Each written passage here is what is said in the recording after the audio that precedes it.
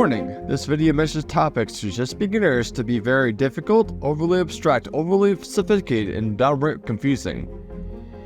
Chess visualization, playing blindfold chess, and seeing different moves ahead in your head are all fundamentals of visualization and how to do that better. So there's a very fine line how to get better at this, so a lot of people are just very confused how to do that.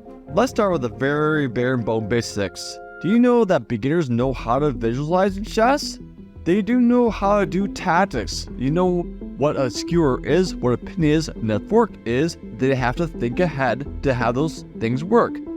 And also, more sophisticated, but nonetheless very beginner, they know how to play the opening theory. For example, the London system. They can do 5-10 moves in theory and just play this and visualize this in your head 10 moves before that ever happened. Basically the ending structure of the London system, where the bishops go, the knights go, wherever, and they already have that down pat. Now let's get down a little bit deeper and talk about the VCA acronym. This one is actually not just one thing, it could be two things. It could be either visual chess acumen or verbal chess acumen. So what do those mean? So let's start with talking about visual chess acumen. Basically, it comes down to the ability to quickly know and visualize things in the future and basically understand what you have in the future. So we have a move set in a position on the board in your head, not in the board, actual physical board, but their head. You know where pieces are going to go and where they end up in your head only. So this is a visual chess acumen. But the verbal chess acumen is the ability to say your ideas of the moves and the variations in your head, and also to be able to communicate that variation and position to other people. The verbal chess acumen tells the other person what are you seeing in the future, so that way you can have a conversation with them without having to move at pieces on the board. This is a verbal chess acumen. All this is a VCA of this chess visualization. So beyond that, let's say if you don't want to do those things and you want to do the downright nitty-gritty and say, let's say, practice how to get this stronger naturally. The way I want to train people to get better at visualization is a board recreation method. This is a really easy one. This one, you have a position like this. Memorize it for like, say, a minute or maybe 10 seconds. And just worry about all the pieces of the board and recreate the position. So if I go this way and say, okay, clear off the board. You know, this is really easy to do. You say, okay, the king's there, it matches the same, let's say sort of parallel, and then the pawns are, let's say, crisscrossing this way. This one is going to the left, and then boom, this is a recreation, exactly what we saw. So let's move on to, let's say, the other sophisticated one, this one. We have much more pieces. We have actually minor pieces of the board. So how do we ever recreate this one? People will just say, I give up, I don't want to do this one, it's stupid. But you can have, let's say, hints. You can use actual strategies. You can have visual mnemonic devices, say that pawn structures. Okay, with that, you know this is a dragon Sicilian step. With this pawns like this, it's exactly like the Sicilian dragon, right? And the white pawns could be, let's say, an elephant setup. Pawns are like an elephant setup with c3. So it's actually easy if you think about this mnemonic device to help you to visualize where things are in your head and also in the board. So this is a really easy guide to help you to visualize the board and also recreate these things in your brain. And also, if you go down the line, really down the further line, you can play blindfold chess and remember the pawn structure and give you hints about where things are at the time. It's like, okay, this is a dragon Sicilian. This is actually a setup in my mind. And don't forget that. So this mnemonic setup, this mnemonic thinking device, whatever you want to call it, it helps you visualize everything really quickly. Let's move more and more intermediate thing before we go to the advanced weeds of the deep down visualization practice.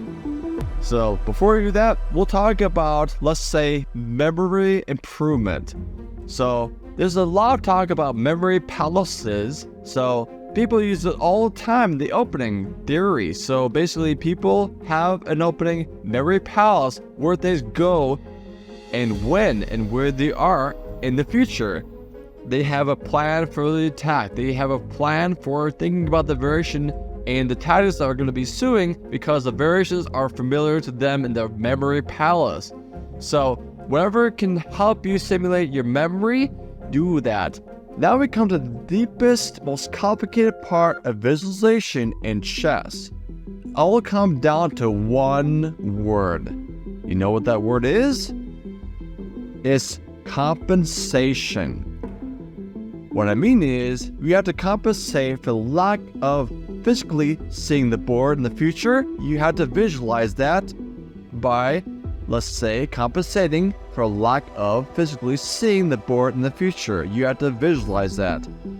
For example, people that are blind, they can actually use your tactile senses to feel the board, actually feel the pieces, and know where the pieces are at the moment.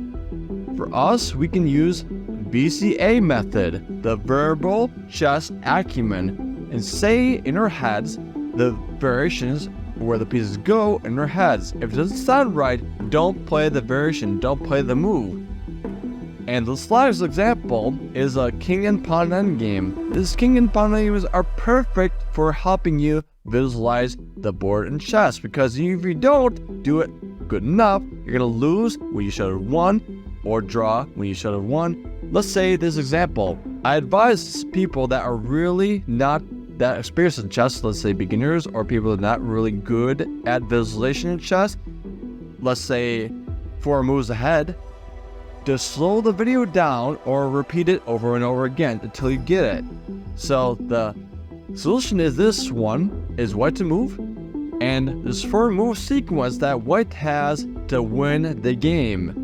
I'm playing for both one black. So the move is, the sequence is king f5, a5, a4, king e7, king g6, c5, a takes b5. That is the solution.